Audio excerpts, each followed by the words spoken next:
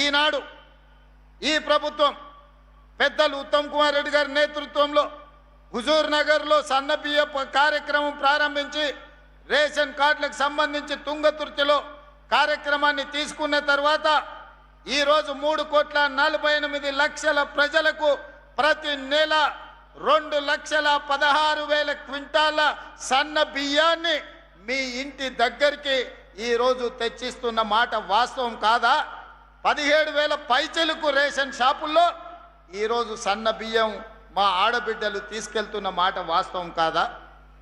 ఇవాళ నేను అడుగుతున్న మా అక్కల్ని, అక్క, ఉత్తమ్ కుమార్ రెడ్డి గారు ఇచ్చే సన్న బియ్యం ఎప్పుడైనా బర్రెల దాన కిందనో కోళ్ళ దాన కిందనో వాడినరా?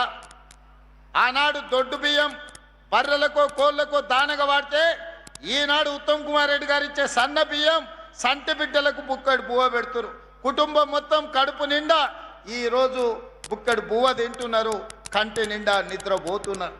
ఆనాడు 60 రూపాయలు ఉన్న సన్న బియ్యం ఈరోజు రేషన్ షాపుల్లో మనం ఈ బియ్యం ఇవ్వడంతో 45-50 రూపాయలకు తగ్గి 10 నుంచి 15 రూపాయలు మార్కెట్లో సన్న బియ్యం ధర తగ్గడానికి ఈరోజు ఉత్తమ్ కుమార్ రెడ్డి గారు అందిస్తున్న సన్న బియ్యం కారణం కాదా అని నేను అడుగుతున్న మిత్రులారా, కాంగ్రెస్ వస్తే కరెంటు ఉండదు, కాంగ్రెస్ వస్తే కరెంటు కోతలు అన్నారు.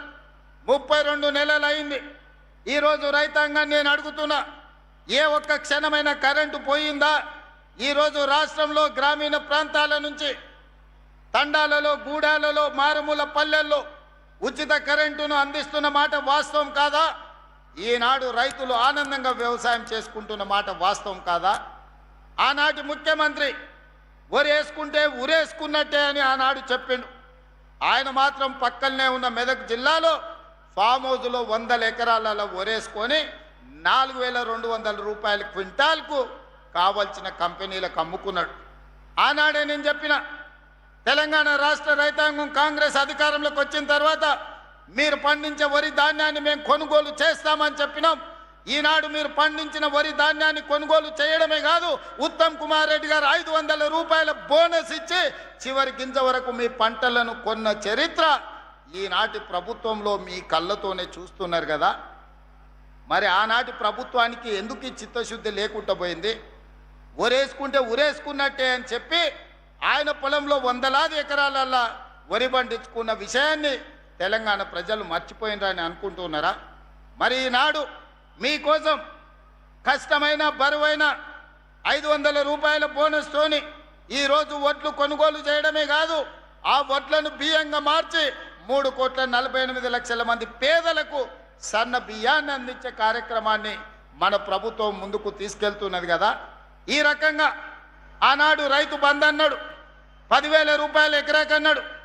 నేను రైతు బంధు చేయలేదు, రైతు భరోసా మీద ఇంకా 2,000 పెంచి 12,000 రూపాయలు ఎకరాకి ప్రతి సంవత్సరం 32 నెలల్లో 36,000 కోట్ల రూపాయలు రైతు భరోసా పథకం కింద 70 లక్షల రైతుల ఖాతాలలో మా ప్రభుత్వం ఇందిరమ్మ రాజ్యంలో ఈరోజు రైతుల ఖాతాలో నగదు బదిలీ చేసినాం.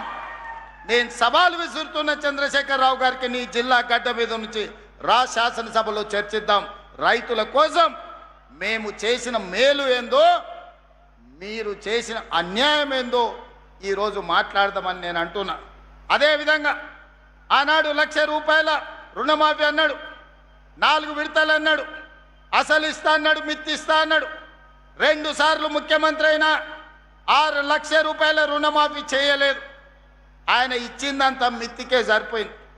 కానీ మన ప్రభుత్వం అధికారంలోకి వచ్చిన వెంబడే సంవత్సరం తిరిగే లోపల 21,000 కోట్ల రూపాయలు 25 లక్షల మంది రైతుల ఖాతాలలో 2 లక్షల రూపాయల రైతు రుణమాఫీ నగదు బదిలీ చేసి భారతదేశం మొత్తం మీద అప్పులు లేని రైతుని తెలంగాణ రాష్ట్రానికి అందించిందన్న విషయం నేను ఈ సందర్భంగా చెప్పదలుచుకున్నా.